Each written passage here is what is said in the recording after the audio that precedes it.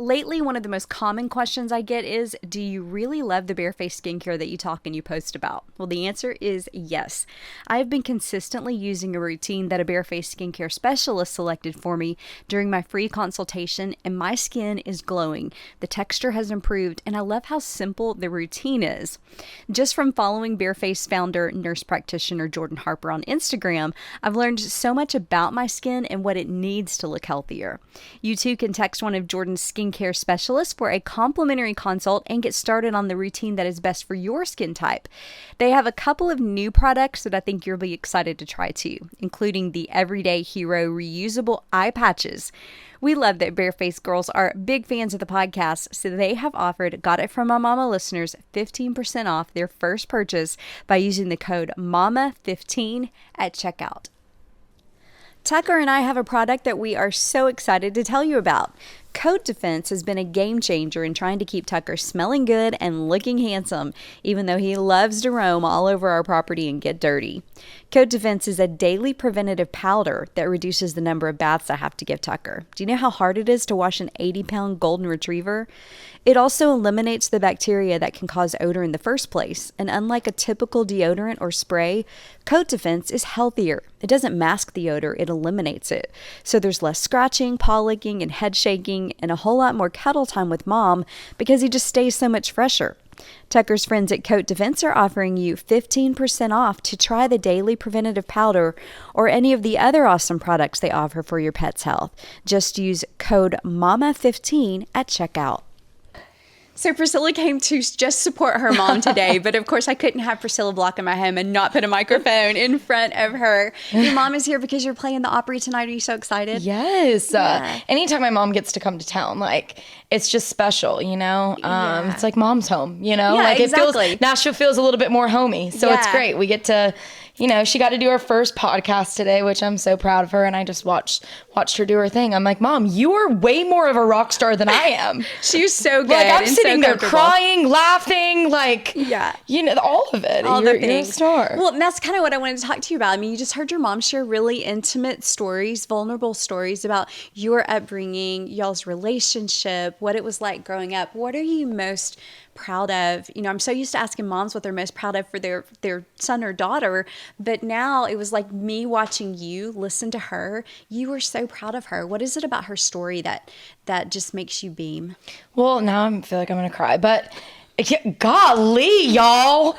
Jesus, take the wheel. Okay. No, I think what I mean, I'm proud of my mom for so many things, but I think my mom has taught all of us girls to be strong, independent women. And, you know, when I watched my mom restart her life in her 50s, I think that was really inspiring. And she's never once, you know, my mom's always, you know, when she was like, I hope she got my gratitude from me. I did, girl. No worries. Yeah. Thank you. Do you keep a gratitude journal like she does? I do. You do? Yeah. Oh, wow.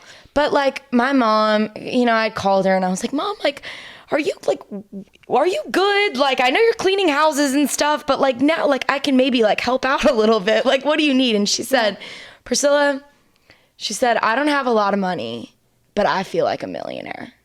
Wow. And I will never forget that conversation. And it's something that I live by. And I'm just like, my mom could have so many reasons to not be grateful. And she is. And I wake up every day and I try to choose that. And so that's what I'm most proud of her. And like, she's hot. No kidding. My goodness. I see her and I'm like, good gosh. Like, I'm like, whoa, Mom, are you going to outdo me at my show tonight? Like, what's going on? Like, listen, I'm She's the star. like, look at these new pink shoes I got. I'm like, yeah, can I have them?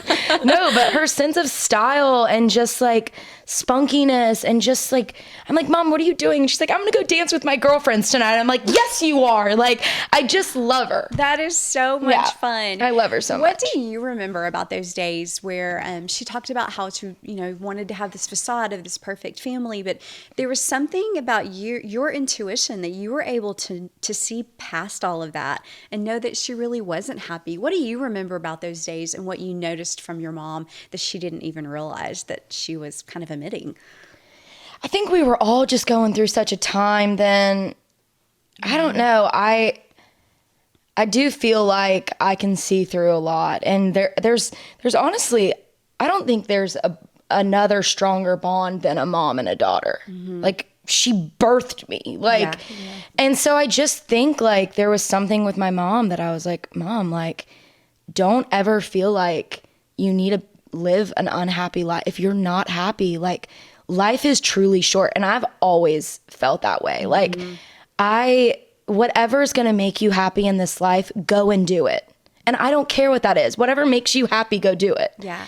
And did you sense that she was holding back from who she could be or what she could do next because of you and your siblings? Yeah, I think there was a sense of like, there was 5 kids and like she had said where we grew up, like, I mean, we were in this like very suburban neighborhood. Every family was put together. And I think that like we wanted to be that family. And, you know, I think that like she didn't want things to fall apart and everyone to see that or to feel like she failed and or the kids to be upset. And we were all just like, we're here, like whatever you need. And it was, and it's really cool, like seeing my parents' relationship even now. Like, it was a really hard time that we went through.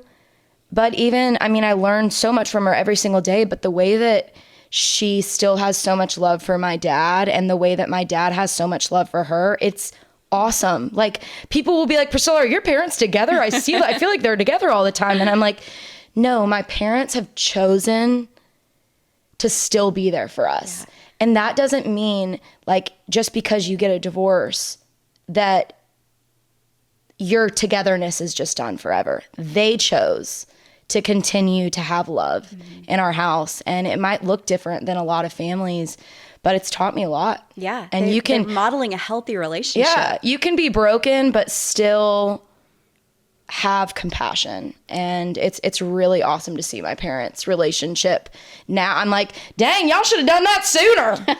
I'm like, y'all are doing great. You know, it's been really, really good. And I'm sure it was hard, really, really hard for my mom. But I think it's a good spot that they're in now. Which one of your songs would you say is the most vulnerable about your parents and seeing what was going on in the home? Because I'm sure you've turned that into music in some way, just because that's how you're wired.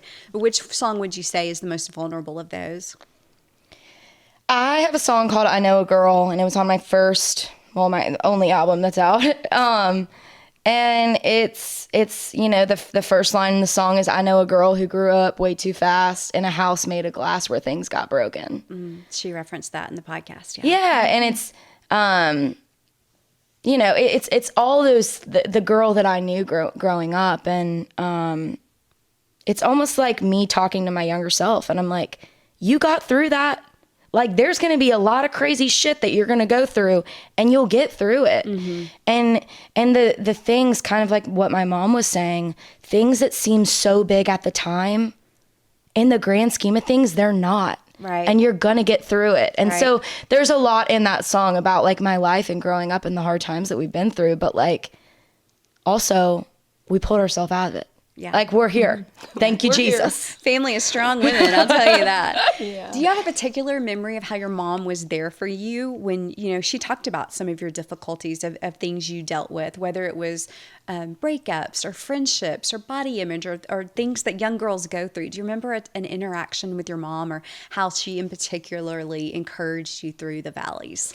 Yeah, I mean, I struggled with my weight a lot. Like, that was one of, growing up, like, my body was changing, and I literally, like, I was working out. I had like a personal trainer that I would babysit and use my babysitting money to like go work out with a trainer. But like, my body was just changing. And I remember through that time, like, my mom was like, Priscilla, like, all of our bodies change. Like, it's fine. I'm like, well, easy for you to say. Like, you look amazing and you've had 5 kids, and I look like I have 5 kids and I have 0.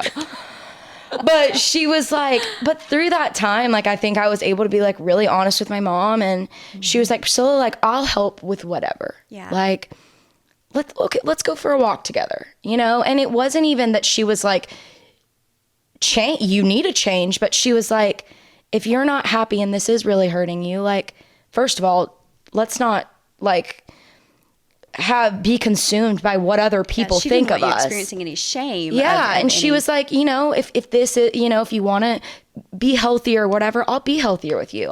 We'll get up, we'll meal prep, we'll do whatever you want. Yeah. And like, but she taught me a lot during that time. And it was like, if you don't like, you know, there, you can always like improve. But also to just like she was just like, Priscilla, like, I love you just the way that you are. And even through that time, I think I started loving myself a little bit more. Like, you always want your mom to think that you're perfect. I know I'm not. Well, I'm sure she does. Yeah, no, she doesn't know everything, trust me. But she's helped me a lot. And I remember through that time, I was very, very depressed about my weight. And she did everything she could to help me through that time. Was she influential in helping you to learn to love who you were, not based on anything physical, but just the person that you were and who God created you to be? Yeah. You know, I think I've learned so much from my mom, and really I have, but there's nobody that loves, like, my mom says that the biggest achievement that she's ever done in her life was being a mom. And I believe it. Because the love that she showed all of us kids every single day, not just like, you know, you're beautiful or whatever, like we are all strong women and men because of my mom. Wow. And, you know, even seeing her struggle through, you know, they had years where we didn't have money, and my mom, like, she'd be so thrifty and our house looked like it came out of a damn magazine. I'm like, girl, where'd you get this stuff? She's like, Goodwill. Like, she's just like, she's all around, just nothing would ever stop my mom. And I think that's where I get like my go-getterness. And I'm like, I don't care if I ain't got money.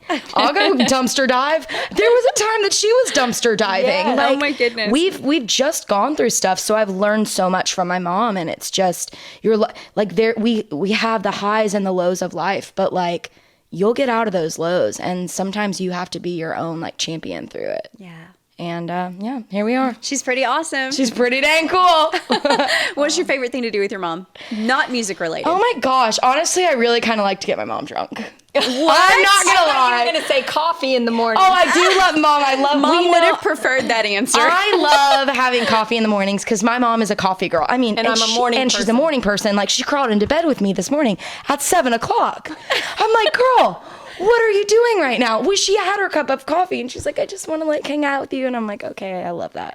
But like sometimes like if my mom gets like a couple drinks in her, I'm like, whoa, girl. She just like turns it like the life of the party. It's fun. But anytime I get with my mom, super special. That's awesome. I loved getting to talk to both of you. What a treat. I just thought I was getting Aw. one of the Block girls, and I got two. Hey, someone's got to be her PR, okay? Yeah. I was like, you're doing an interview? I'm like, oh my gosh, I might be blasted on the internet, so I'm going to come. So good thing I did not have to stop the interview. No, you never once said cut. I never once said cut. I'll hook you up with a deal, a good PR deal, no worries. I love it. Thank you so much.